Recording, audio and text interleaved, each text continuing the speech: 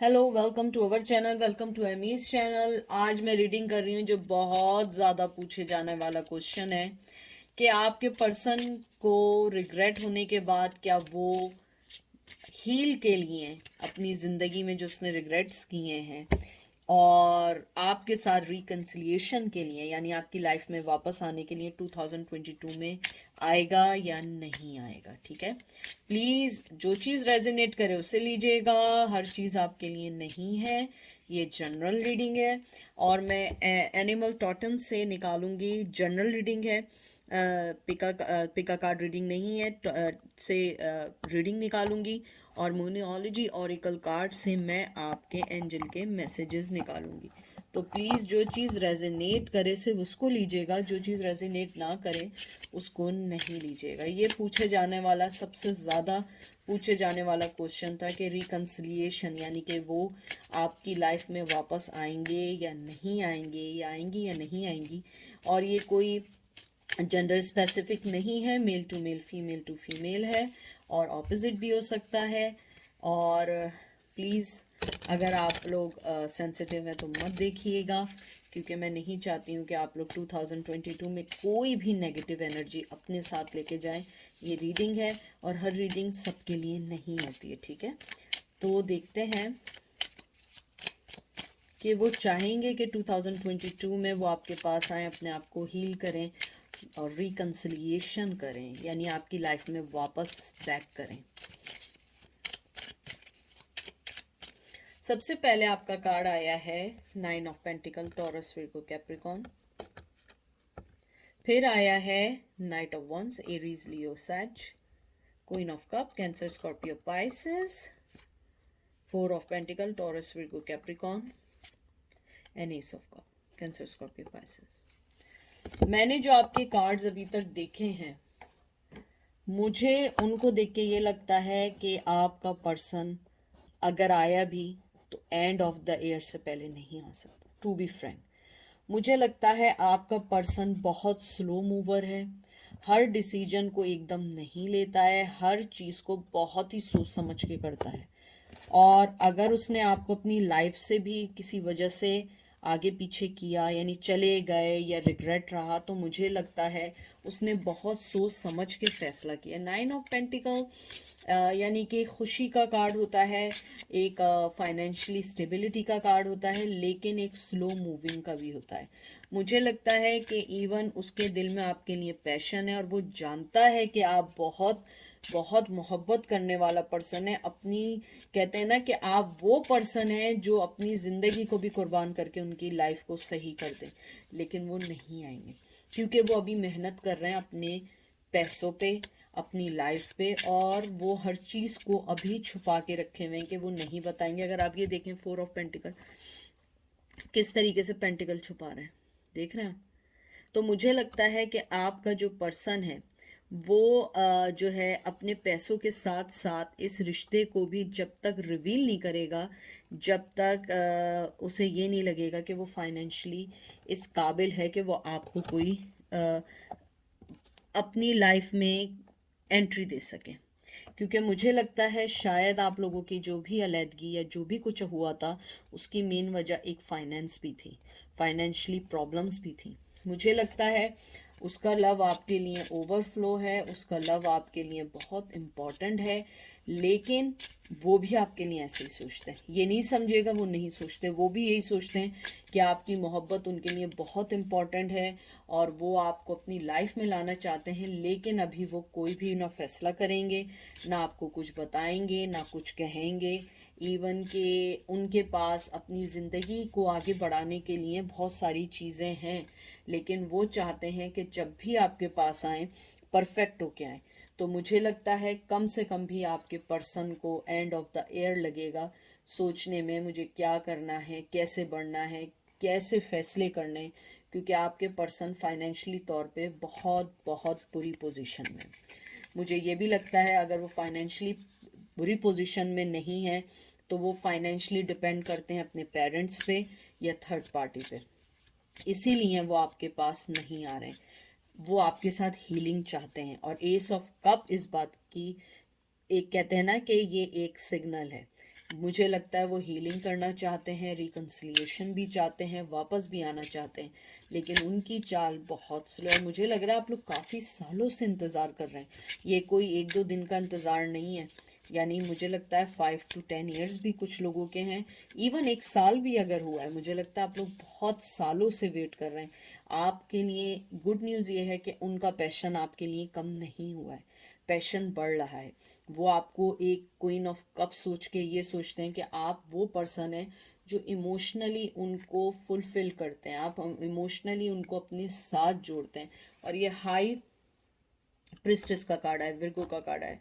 उन्हें लगता है कि आप वो पर्सन हैं, यानी कि अगर वो किसी आप वो पर्सन हैं जो अपनी मोहब्बत से किसी को भी अपने वश में कर लें, किसी को भी अपनी ज़िंदगी से न जाने दें, लेकिन उनको ये भी लगता है कि वो अभी इसमें नहीं आ सकते, इस चीज़ को रिवील नहीं कर सकते, इस चीज़ पे लड़ाई नहीं कर सकते, क्योंकि उनकी लाइफ में बहुत सारी चीज़ें ऐसी भी हैं जिनको अभी उन्होंने फेस करना है।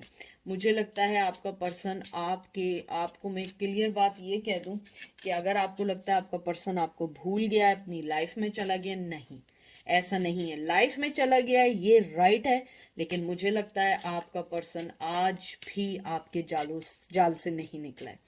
और मुझे लगता है वो देखता है आप बहुत इंट्यूटिव हैं, आप लोगों के झूठ, आप लोगों की चीटिंग, आप लोगों की हर चीज़ को बड़े अच्छे से भाप जाते हैं। मुझे लगता है आप लोगों का सिक्स सेंस बहुत अच्छा है, और या सिक्स सेंस के अलावा आप लोग जो हैं लोगों को देख के पहचान जाते हैं कि ये लोग आपके साथ गलत कर रहे हैं। मुझे लगता है आप शायद इस पर्सन को भी पहचान गए थे, लेकिन आप मजबूर थे कि आप इससे प्यार करते थे, इसीलिए आपने उसको एक के बाद एक चांस, एक के बाद एक चांस दिया, लेकिन फिर भी वो पर्सन उस चांस को नहीं समझ सका और उसने आपको धोखा दिया।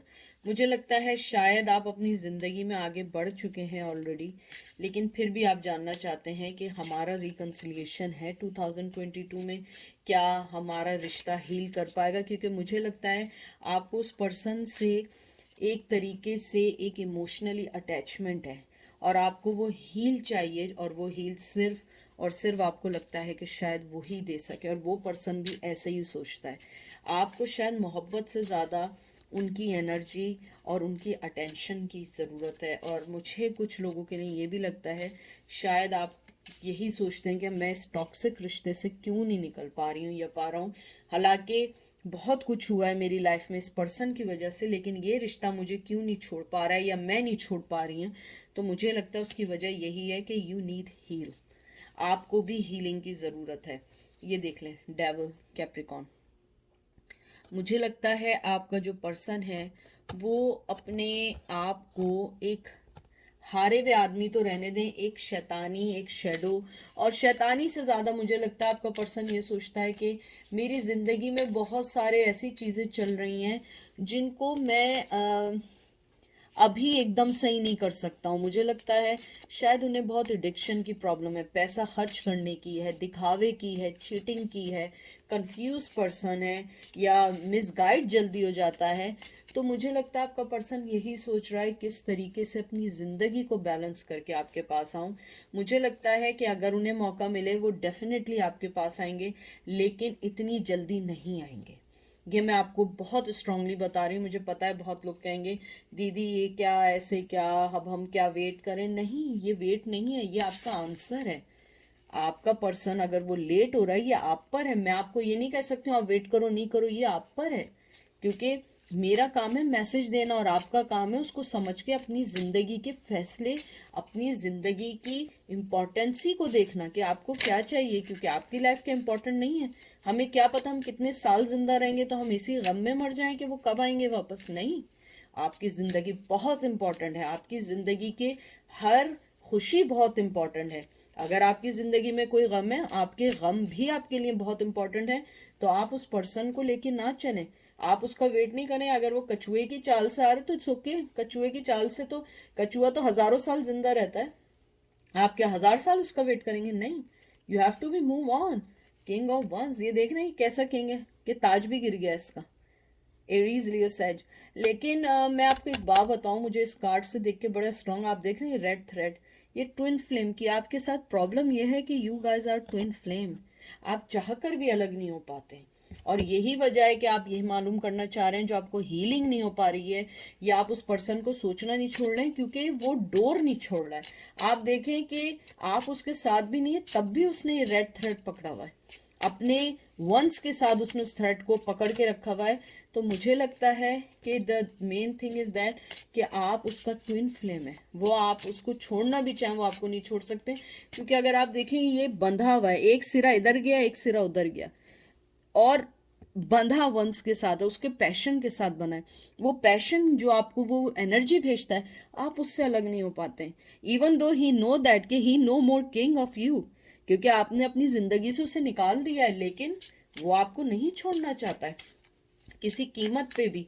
और यही वजह है कि वो आपके पास वापस आना चाहता है, लेकिन अभी नहीं, उसको टाइम लगेगा और आपको भी टाइम लगेगा उसको अपनी ज़िंदगी में लाने के लिए। मुझे बहुत ज़्यादा स्ट्रॉन्ग एनर्जी ये आई है कि आप लोगों का ये रिश्ता बड़ा ख़त्म होते होते फिर शुरू हो जाता है, फिर शुरू होकर ख़त्म हो जाता है, यानी एक साइकिल से चलती रहती है, आना जाना, in and out, in and out. You guys are done, you guys are done.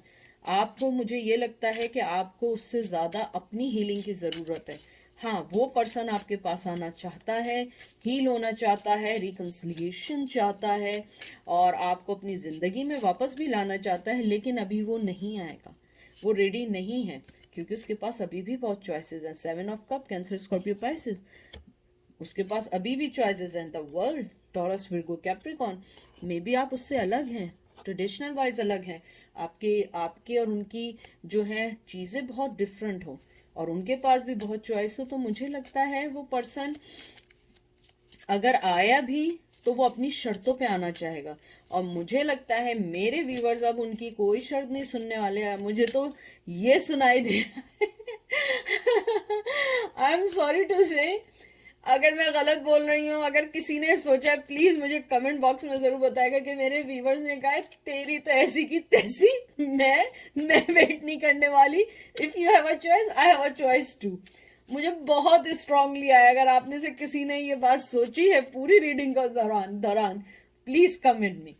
मुझे लगता है कि आप लोगों ने यही कहा है कि अरे तुम्हारी ऐसी की तैसी, भागो यहाँ से, मेरे पास टाइम नहीं है, I have a lot of things to. तुम्हारे पास चॉइसेस हैं तो क्या मेरे पास चॉइसेस नहीं है? तो मुझे लगता है कि ये ट्विन फ्लेम एनर्जी है, and you guys are mirroring each other. मुझे लगता है जैसा आप सोच रहे हैं वैसा वही सोच रहे हैं, आना चाहते हैं, इमोशनली अटैच होना चाहते हैं। इसका मुझे लगता है आप दोनों, most of them, you want something closer की, यार इस रिश्ते को कैसे ख़त्म किया जाए। क्योंकि मुझे लगता है जैसा आप सोच रहे हो एग्जैक्टली वो भी यही सोच रहा है कि मैं आपके बारे में क्यों सोच रहा हूँ, मैं क्यों सोच रहा हूँ, जब एक चीज़ ख़त्म हो चुकी है, साल गुजर चुके हैं, और आप भी यही सोच रहे हैं, एग्जैक्टली वो भी यही सोच रहे हैं। तो इसका तरीका यही है कि अपनी लाइफ में मूव ऑन होते रहें, फिर देखें क्या आएगा। जब जस्टिस आना होगा, जस्टिस आएगा, लेकिन अभी you guys are not ready and he is not ready either. मैं आपको बता रही हूँ वो रेडी नहीं है, क्योंकि उसको अभी खुद नहीं पता कि उसे चाहिए क्या। ये वो चीज़ क्लियर है उसके लिए कि वो आपके पास आना चाहते हैं, इमोशनली अटैच भी होना चाहते हैं, लेकिन वो ये चीज़ क्लियर नहीं कर पा रहा है मैं क्यों चाहता हूँ। एक दफ़ा ये होता है ना कि मैं आपको बताती हूँ, यानी एक मैं मिसाल दे रही हूँ, यानी ये नहीं है कि ये आप पर है। कभी कभी हमारा पिज़्ज़ा खाने का दिल चाह रहा है, लेकिन हम कह रहे हैं यार क्यों खाने का दिल चाह रहा है, मैं तो इतना पिज़्ज़ा लवर नहीं हूँ। फॉर एग्जाम्पल, कभी हमें कोई चीज़ पसंद नहीं होती और इवेंचुअली वी नो कि हमें खाना है। बारिश होती है, हम पकौड़े और गोलगप्पे, पानी पूरी क्यों खाना चाहते हैं? ये कोई ट्रेडिशन तो नहीं है, लेकिन हमें खाना है। पता नहीं क्या है, बारिश होती है हम लोग फौरन पकौड़ों की तरफ चले जाते हैं। तो एग्जैक्टली ही इज थिंकिंग कि आप ये नहीं कह रही कि आप लोग पकौड़ा हैं, मैं ये कह रही हूँ कि आपका पर्सन ये सोचता है कि why I need that person, मुझे वो पर्सन क्यों चाहिए। जब मुझे कोई बीमारी हो, मुझे कोई परेशानी हो, मुझे फाइनेंशियली लॉस हो, why I need that person, वो ऐसे सोचते हैं। मैं आप लोगों को जो एग्जाम्पल्स देती हूँ वो मैं इसलिए ऐसी देती हूँ कि आप लोगों को समझ आए मैं क्या बात क्या कहना चाह रही हूँ। क्योंकि मैं बहुत ज़्यादा, मेरे साथ शुरू से एक चीज़ रही है कि जब मैं कोई एक्सप्लेनेशन देती हूँ उसके साथ मैं थोड़ी सी एग्जाम्पल भी देती हूँ, ताकि सामने वाले को समझ आए, क्योंकि हर आदमी का समझने का डिफरेंट वे होता है। एग्जैक्टली मैं आपको यही कहना चाह रही हूँ इस वक्त कि आपका पर्सन ये सोच रहा है कि मेरी ज़िंदगी में अप्स एंड डाउन आते हैं, मुझे उस पर्सन का पहले ख्याल क्यों आता है, इवन मुझे उस पर्सन का ख्याल नहीं आता है जिसके साथ मैं इस टाइम रह रहा हूँ। तो आपका पर्सन यही सोचता है कि मुझे उसका ख्याल क्यों आता है और मैं उसको क्यों ऑफर देना चाहता हूँ, मैं क्यों चाहता हूँ मैं ऐसा मासूम सा बन के और मैं उसको एक ऑफर दे दूँ। मुझे लगता है आप लोग ट्विन फ्लेम है और ना वो आपको छोड़ सकते हैं ना वो आप उन्हें छोड़ सकते हैं, और वो थर्ड पार्टी में है। 3 ऑफ कप है, कैंसर स्कॉर्पियो पाइसेस है, और वो स्टिल यही सोच रहे हैं कि आपके पास कैसे आना है, क्योंकि उनकी लाइफ में जो कुछ चल रहा है वो आपसे शेयर भी करना चाहते हैं, हील होना चाहते हैं। क्योंकि कभी कभी आपके साथ क्या होता है कि आपको जिंदगी का जो वो पर्सन होता है वो फील होता है कि वही पर्सन है जो मुझे हील दे सकता है, वही पर्सन है जो मुझे सही इम्पोर्टेंस दे सकता है। और मुझे लगता है कि आपने हमेशा उन्हें अपने सर पे ताज बना के रखा है, और अब वो जिसके साथ है ना, वो ताज क्या, वो उनको जो है ना, उनको इंसान बना के रखा हुआ है कि आप यही हैं, आपकी यही पोजीशन है। और मुझे लगता है आपने उन्हें हमेशा बहुत इंपॉर्टेंस दी है, बहुत इंपॉर्टेंस दी है, और यही वजह है, चाहे मेल हो या फीमेल हो, आपने उनका दिमाग ख़राब कर दिया है। वो अपने आप को बहुत आला समझने लगे थे, ये लगी थी, लेकिन जब से आप गए वो ज़मीन पे आ चुके हैं, यानी उनका लैंड हो चुका है ज़मीन पे, और अब वो ज़मीन पे रह के ये सोच रहे हैं कि मैंने इतने अच्छे पर्सन को क्यों जाने दिया। अब देखते हैं एंजल आपको क्या कहना चाहते हैं। आपका आंसर, जो आपका जो मेन जो टॉपिक था कि वो आना चाहते हैं, रिकन्सिलिएशन चाहते हैं, ओ यस चाहते हैं, लेकिन कब चाहते हैं उन्हें नहीं पता, वो क्यों चाहते हैं उन्हें नहीं पता, उनको नहीं पता, तो वो मुझे भी मैसेज नहीं दे पा रहे हैं।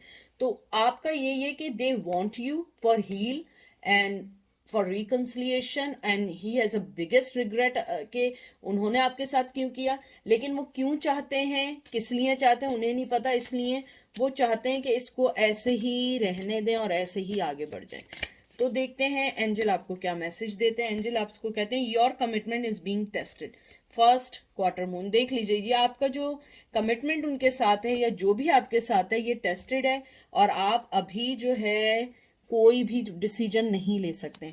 और ये देखें सेजिटेरियस, देखें मैंने एंड ऑफ द ईयर कहा था ना, और सेजिटेरियस जो होता है वो नवंबर के महीने में आता है। और ये देख लें, luck is your side, new moon in Sagittarius, ये देख लें, आप पढ़ लें जो मैंने बात की थी, क्योंकि वो बड़ा स्लो मोशन है। अगर वो आपको अपनी फीलिंग रिवील भी करेगा तो एंड ऑफ द ईयर करेगा, क्योंकि वो बहुत स्लो पेस में है, बहुत स्लो पेस में इस टाइम।